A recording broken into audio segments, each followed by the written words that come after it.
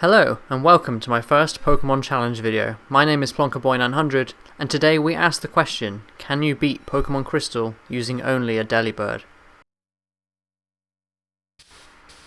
Before we get started, I'd like to first explain that I was inspired to make this video by Chill and Play. He's a relatively new YouTuber and I really like his content, so if you like this video and you're not already subscribed to Chill and Play, then I suggest that you do that. His channel will be linked in the description below. When I decided to do this challenge, there was only one choice, DELIBIRD. DELIBIRD is one of my favourite Pokemon and has been my channel mascot for years. Not only that, but in terms of stats and move pool, DELIBIRD is one of the worst Pokemon. This will make for a really nice challenge. DELIBIRD's stats are really poor, with it having no stat over 75, and its base stat total is only 330. It goes without saying that these stats are just awful, but I still love the little guy. To make matters worse, DELIBIRD only learns one move via level up, Present. This move does one of four things. It can either hit for 40 damage, 80 damage, 120 damage, or has the chance to heal 1/4 of your opponent's health. DELIBIRD does get some moves via TM, however most of these aren't particularly useful and a lot of them can't be obtained until late in the game. Because of this, DELIBIRD's type coverage is laughably bad. For a large portion of this game I'm going to be relying mostly on normal type moves. There are a couple of ground rules to explain before we get started. Obviously I can only use DELIBIRD in battle, no other Pokemon may be used. No items used in battle. I want this to be a challenge and spamming Hyper Potions will make this a little bit too easy. Finally, no held items. Held items are used quite a lot in these challenge runs, so I want to try without them this time. With all that out of the way, let's find out, can you beat Pokemon Crystal using only a DELIBIRD? I choose the female character and name her Yuno. Comment down below if you get the reference. Using the Universal Randomizer tool, I replace the starter Cyndaquil with DELIBIRD. I do this so my rival will have Totodile. The reason behind me doing this is not only because Totodile is my favourite Pokemon, but also so I don't have a clear advantage or disadvantage that I would otherwise have if I picked one of the other two starters. As a side note, I'll be mainly focusing on major battles, so a lot of training and travelling between routes, aka the boring stuff, will be skipped over. I travel to Mr. Pokemon's house and I'm given the Pokedex by Professor Oak. I get a phone call from Professor Elm telling me to urgently return to the lab. On my way back, I get challenged by our rival. I lead off with a Present and immediately heal him. Now you can see why this move is so bad. He goes for Leer however, which lowers my defense as I go for Present again. This time I get the weak base 40 hit, which hits for about 1/4 of his health. His Scratch does a small amount of damage and I go for another Present. And I heal him again, completely undoing the only damage I've done so far. I go for Present again and I get the 40 base power hit again and do roughly 1/4 as he scratches me some more. I go for it again and this time I get the 80 base power hit, doing massive damage. I hit him once more with Present and thankfully I don't heal him this time and take him out for the win. I return to Professor Elm and name our rival Bum Bum because I'm a child. Our next stop is Violet City to take on the flying type gym leader Falkner. First, I decide it would be a good idea to go to the Sprout Tower and get some training in. By this point I'm already sick of Present, so I've resorted to using Struggle instead, as it's just more reliable overall. Despite almost fainting, we beat the Elder and get the HM for Flash, not that we'll really be needing it. It's time to challenge Falkner, who leads off with Pidgey. I decide that I'm going to give Present another go, and immediately regret this decision when I heal up my opponent on the first turn. Brilliant. His attacks don't do much to me though, and next turn I hit with the 80 base power Present, taking Pidgey out in one hit. Next up is Pidgeotto. I outspeed and hit with a 40 base power Present, dealing about 1/3 of his health. Pidgeotto goes for Gust, which does a small amount of damage. I get another base 40 hit and deal another 1/3 of his health. I'm on the home stretch, just one more Present will take it out. And of course, I heal him. Don't you just love this move? I hit him with one more Present and get the 80 base power version, which takes it out. Thank God for that. With that, we obtained our first gym badge alongside the TM for Mudslap. Mudslap is a very weak ground type move that also lowers accuracy. It is not a good move by any means, but DELIBIRD can learn it, so I will take what I can get. With our new badge, we make our way to the next gym, the bug type gym of Azalea Town. But first, we need to get through Union Cave. There's really nothing worth showing here apart from the fact that we picked up the TM for Swift. Swift is a decently powerful normal type move that never misses. It's pretty much a perfect replacement for Present. We arrive in Azalea Town, but before we can face the gym, we need to take down Team Rocket in Slowpoke Well. They don't pose any sort of threat and go down with ease. Before facing the gym, I decide we should first battle our rival Bum Bum. Yes, I still find that funny. Bum Bum starts with Ghastly. I put my newly learned Mud Slap to good use, doing over half of its health. It misses its Lick Attack, and I take it out with another Mud Slap. Next is his starter, which has evolved into a Croconaw. Croconaw is bulky, so our Swift only does about 1/4 of its health. His attacks aren't doing too much damage to me, but that damage will rack up fast, so I lower his accuracy with Mud Slap just in case. We get a lucky critical hit with Swift and take it out. Lastly is Zubat, which goes down easily with 2 Swifts. With that, we've beaten our rival for the second time. Next up is the second gym leader, the bug user, Bugsy. Metapod poses no threat whatsoever and goes down in 2 Swifts. Next up is Bugsy's ace, Scyther. Swift does a decent chunk to him as he goes for Fury Cutter, a weak bug move that gets stronger when used consecutively. I'm able to take it out before that Fury Cutter can get too powerful. All that's left is Kakuna, which goes down without a fight, earning me the second gym badge. On the way through Ilex Forest, I catch a Paris to teach the move Cut, as this is needed to proceed, and also get the TM for Headbutt and teach it to Delibird. It's slightly stronger than Swift and has a chance to flinch. Next stop is Goldenrod City, the home of normal type gym leader Whitney. Anyone who's played this game before knows of Whitney and her infamous rollout using Miltank.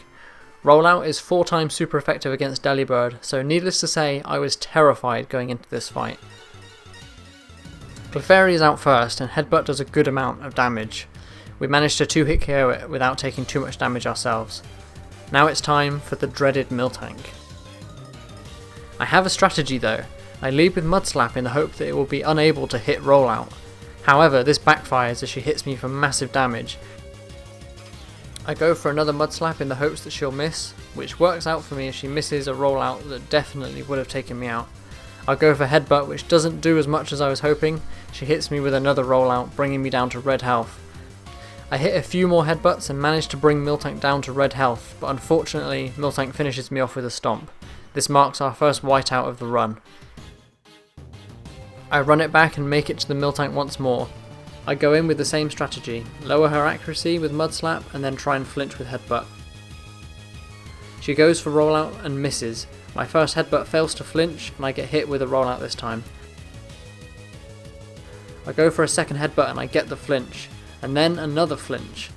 This surely was the deciding factor, as had I have not flinched here I would have fainted to another Rollout. I use one final Headbutt and take the win. Only 2 tries, not bad. I pick up the TM for Return in the Goldenrod department store. This is a normal type move with a maximum power of 102 when used on a Pokemon with maxed out Friendship. It won't be too useful at the moment, but it will get stronger as we progress through the game. We make it to Ecruteak City and pay a visit to the Burned Tower. In the depths of the tower, we find Bum Bum and challenge him to a battle once more. First out is Haunter. We take it out in 2 Mud Slaps, but not before it curses us, taking 1/4 of our HP every turn. This could end badly. Next up is Magnemite. Being 4 times weak to Mud Slap, it goes down in 1 hit. It's important to note that Curse doesn't hurt you if you manage to take out a Pokemon that turn, so this is really good news for us. Next up is Croconaw, which we definitely won't be beating in 1 hit. I try out Return for the first time and it does a decent chunk, almost half, but a mixture of Croconaw's attacks and Curse damage will add up fast. I go for Headbutt and it does about the same as Return, leaving Croconaw at red health. He uses Water Gun, which puts us in KO range from the Curse damage.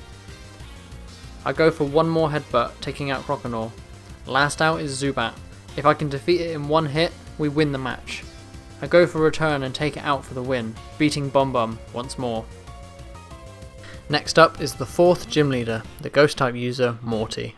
I know this battle is going to be difficult, as the only move I can hit Ghost types with is Mud Slap, so I decide to train up a couple more levels before taking on the gym. After a few levels up, I take on Morty. First up is Ghastly. I go for Mud Slap and he barely survives. However, he goes for Lick and doesn't get the paralysis. I take it out with another Mud Slap, and next up is Haunter. I go for another Mud Slap, as that's my only option, and it does about half. He goes for Curse, knocking himself out in the process. Next up is Gengar, which turned out to be the most difficult Pokemon to beat so far. Mud Slap does a decent amount of damage, but despite the accuracy drop, he hits a Hypnosis on us, which pretty much seals our fate. It's almost impossible for Delibird to wake up before sustaining too much damage from the curse to finish the fight. We go down to Gengar's Dream Eater. I tried this battle over and over again, and the outcome was always the same. Haunter always used Curse, and Gengar always led with Hypnosis. It was obvious that I wasn't going to beat him without a little more training. A few more levels up and I try again, feeling slightly more confident. However, once again, Haunter uses Curse, and any confidence I had went straight out the window. In comes Gengar, and I hit it with a Mud Slap, doing about 1/3 of its health. He goes for Hypnosis, and it misses. This is it, the breakthrough I've been waiting for. I go for Mud Slap again, and I get the critical hit. It is all coming together. Morty sends out his final Pokemon, another Haunter. I use Mud Slap and do about half, and Haunter uses...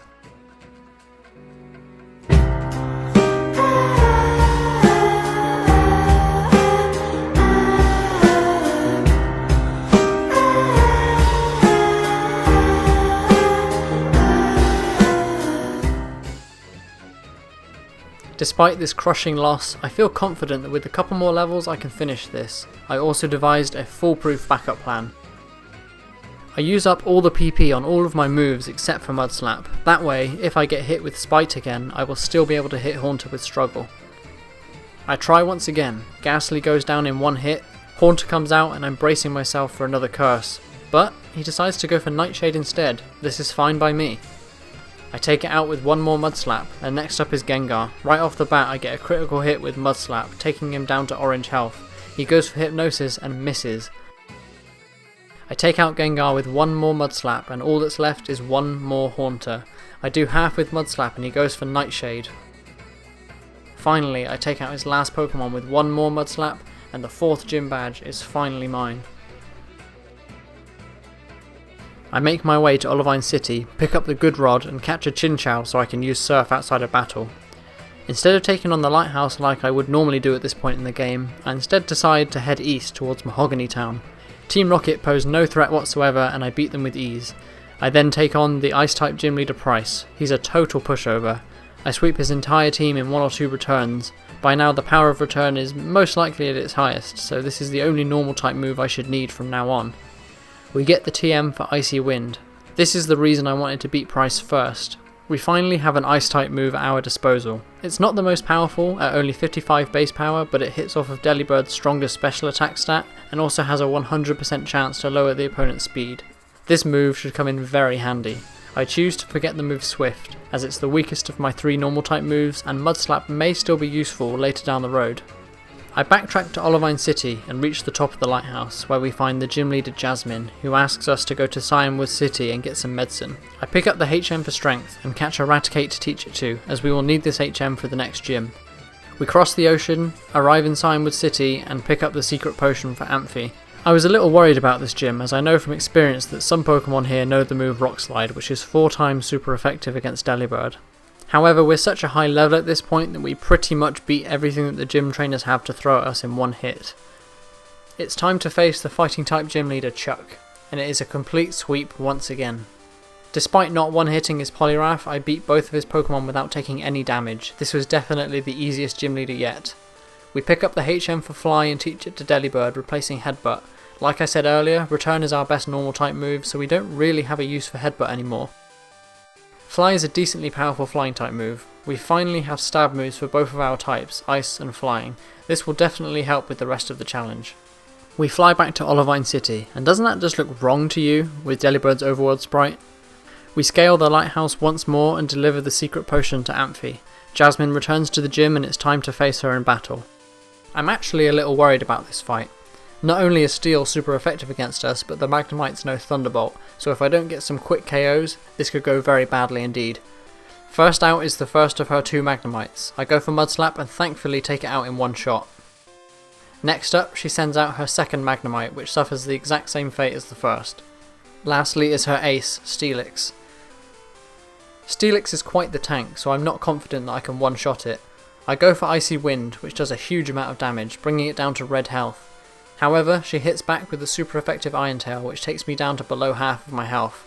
I go for another Icy Wind, but she uses a Hyper Potion, healing Steelix back to full health. I hit with another Icy Wind, bringing it back to KO range. It's worth noting that Icy Wind isn't 100% accurate, so if I miss here, it's probably game over. Thankfully though, I hit Icy Wind and take out Steelix, winning us our 7th gym badge. Just one more to go before we can face the Elite Four. However, before we can take on our last gym, we need to once more defeat Team Rocket. As per usual, they are complete pushovers. Bum Bum challenges us once more, but he's not too difficult. He leads off with Golbat, which gets one shot by Icy Wind. Next up is Magnemite, which, like every other Magnemite, goes down in one Mud Slap.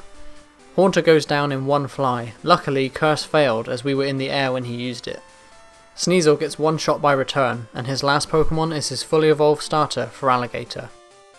We take it out in 2 returns and only take minimal damage from his Water Gun, defeating our rival once again. The rest of Team Rocket is about as easy as you'd imagine. Despite us having a type disadvantage to the Executive's Houndoom, we managed to beat it with ease. We travel to Ecruteak City to pay a visit to the Tin Tower and beat Suicune without any trouble. Our next destination is Blackthorn City, but to get there we have to go through Ice Path. Just a side note here, and I don't know if this is common knowledge or not, but the strength puzzle in Ice Path can actually be cheated somewhat.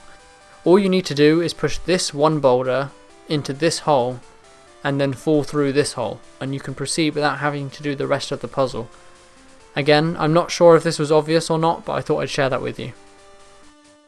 We make it through Ice Path and arrive at Blackthorn City. It's time to take on our final gym leader, Claire, the Dragon User. Icy Wind was a godsend in this fight. The 3 Dragonairs all go down in one hit and we take no damage from them whatsoever. Last up is the Kingdra. This is a little more scary. With it being part water type, Icy Wind isn't super effective, so I opt instead to go for Return. It does over half of Kingdra's HP. She hits us with a Surf. This does a decent amount of damage, but I'm not worried as we outspeed it. One more return nets us our final victory before the Elite Four. Before we get the badge though, we need to go to the Dragon's Den to prove that we're worthy. I think sweeping your entire team is proof enough, Claire, but whatever. We fight a couple of trainers and answer a few questions and bam, the last badge is ours. All that stands between us and the Elite Four now is Victory Road. We pick up the Earthquake TM even though we can't learn it and make it through to the exit, but look who it is, Bum Bum is back for revenge. He leads with Sneasel, who gets one shot with Return. Next up is Magneton. I go for Mud Slap as once again it's 4 times super effective, however it just barely survives.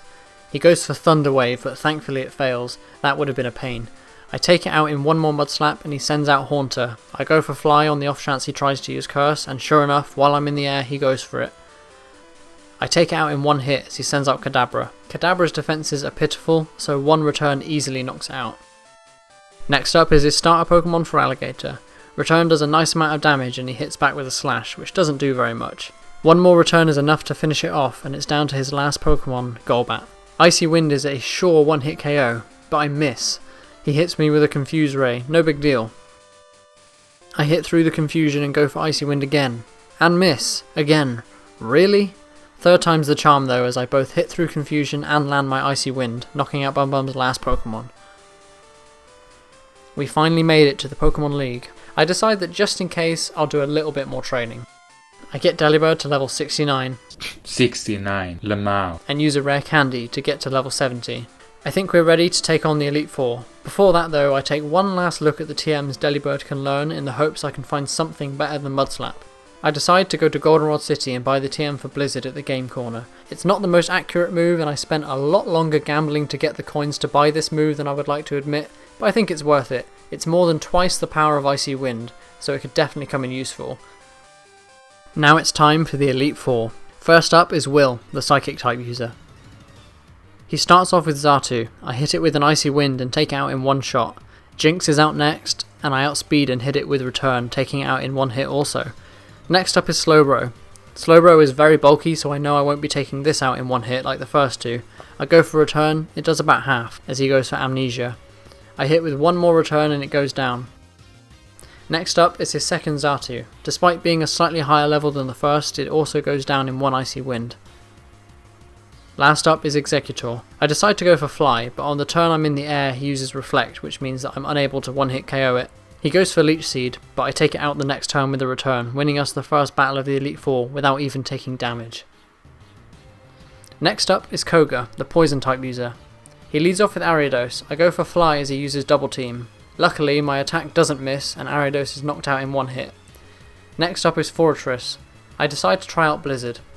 Despite it being a resisted hit, I figured that hitting Fortress's lower special defense would work better for me. Unfortunately I miss my first Blizzard, but he wastes a turn using Spikes. I go for Blizzard again and this time I take it out in one hit, thanks to a lucky critical. Koga sends out Muck next. I go for return and bring him down to red health.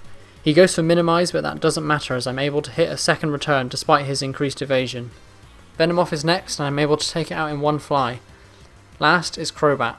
Much to my surprise, I actually outspeed the Crobat and one-hit KO with Icy Wind. I know I'm a much higher level than it, but Crobat is one of the fastest Pokemon in the game. With that, we've beaten the second member of the Elite Four. Next up is Bruno, the Fighting type specialist. He leads off with Hitmontop.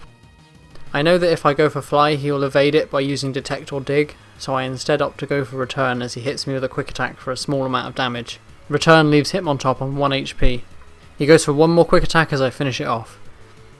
Next up is Hitmonchan, which easily goes down to a Fly. Next is Onix, who gets destroyed by Icy Wind.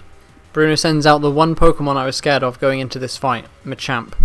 I go for Fly, hoping that it will one-shot. However, I miss and he hits me with a Rock Slide. I was certain that this would knock me out in one hit, but to my amazement, Delibird survives.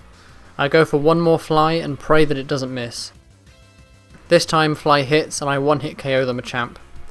Last up is Hitmonlee. Provided I don't miss, this battle is mine. Thankfully I hit Fly and defeat the third member of the Elite Four. Next is Karen, the Dark type user. She starts with the very bulky Umbreon. I use Blizzard, which leaves Umbreon on a slither of health, but I get extremely lucky and freeze it, which means I can take it out the next turn without taking damage. Next is her ace, Houndoom. I go for Fly, which doesn't quite take it out. She hits me with a super effective flamethrower.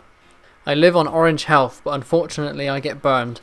I thought this was a death sentence for sure. I go for return to finish it off, but she uses a max potion, fully restoring her HP. I take a risk and go for Blizzard. It's inaccurate and not very effective against Houndoom, but my attack is halved due to the burn, so I need to hit it off of my special attack stat. Blizzard is enough to KO Houndoom, but I'm still burned and dangerously close to losing. Next up is Gengar. I get war flashbacks to Morty's gym and the countless attempts at beating his Gengar. I go for Blizzard again as it's my most powerful move. It doesn't miss and takes out Gengar in one shot with the critical hit. I don't know if that would have killed without the crit, but I'm very thankful nonetheless. His last two Pokemon are Murkrow and Vileplume, both weak to ice. I hit both with one Icy Wind each, taking them both out in one shot, winning us the fourth victory. All that's left is the champion. It's time for the champion Lance, the Dragon type user. Lance leads off with Gyarados. I go for return, which deals a lot of damage. He goes for Rain Dance, which may not seem like a big deal, but Blizzard's accuracy is lowered even more in rain or sunlight, so I have to avoid this move until the rain disappears. I take it out with one more return and he sends out Charizard. I hit with an Icy Wind, which does a good amount of damage as he hits me with Flamethrower.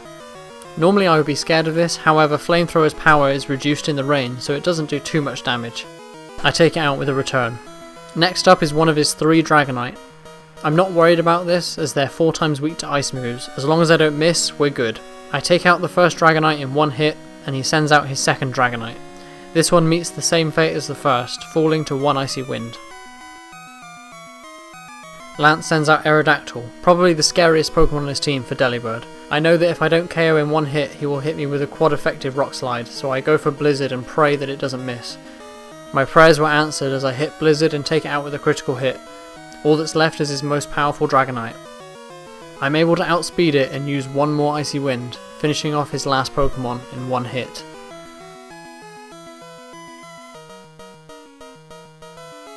And with that, we have officially become the Johto champion and beaten Pokémon Crystal using nothing but a Delibird. However, anyone who's played this game will know that Lance isn't the true final boss. We have one more trainer left to beat before we can officially say we've beaten Pokémon Crystal with just a Delibird, and that's Red. Before we can do that though, we need to collect all 8 Kanto badges. 7 out of 8 of these are incredibly easy fights. Blue is a bit more challenging, but I managed to take the win. All that's left now is to climb Mount Silver and take on the final boss of the game, Red. I decide to try and win with my current level, 83. First up is Pikachu. I go for the return and it barely survives. It hits me with a super effective Thunder which does huge damage to me. I go for another return, however he uses a full restore. This didn't end up mattering though, as this time I get a better damage roll and take it out in one hit. Next, Red sends out Charizard. This is the Pokemon I was most scared of going into this fight, and this proved to be justified. I go for Blizzard to try and get the KO, however Charizard survives and takes me out with a flamethrower. I try again, however this time Blizzard misses and he takes me out with a critical hit flamethrower this time. I try again, and again, and again, but the result is always the same. It's obvious to me that I'm not going to be able to beat Charizard, let alone the rest of his team, so I decide that I need to train up a little bit more. I get to level 95 and try again. Pikachu goes down in one hit. Charizard's next and I'm able to one-hit KO with Blizzard now that I'm level 95. Next up is Espeon, who also faints to one Blizzard. Red sends out Snorlax. I go for Blizzard, which does roughly half of his HP. Snorlax goes for Amnesia though, making my Blizzard do less damage, so I choose to go for Return and get a very lucky critical hit, taking it out. Red sends out Venusaur next. I go for Icy Wind instead of Blizzard as I can't risk missing. It doesn't quite KO and he goes for Sunny Day. Return is enough to finish it off. It's down to his last Pokemon, Blastoise. I hit with Return for about 1/3 of his health. He hits me with a Blizzard for a small amount of damage. I go for a second Return, which Blastoise barely survives. He chooses to go for Rain Dance. If he heals next turn and hits me with a water move, then it's game over. However, much to my surprise, he doesn't heal Blastoise. I take it out with one final return. We win the match, and beat Pokémon Crystal using only a Delibird. This challenge wasn't as hard as I was expecting it to be. Present was a dreadful move and made the early game a living nightmare, but as soon as Delibird learned a few moves via TM, it became a lot easier overall. Morty was a pain and Red was also very difficult, but the rest of the game was relatively easy, even without using items and no held items either. Here's a final look at Delibird's stats and moveset. I had a lot of fun with this challenge and I would love to do another one. Leave a comment down below with what challenge I should do next.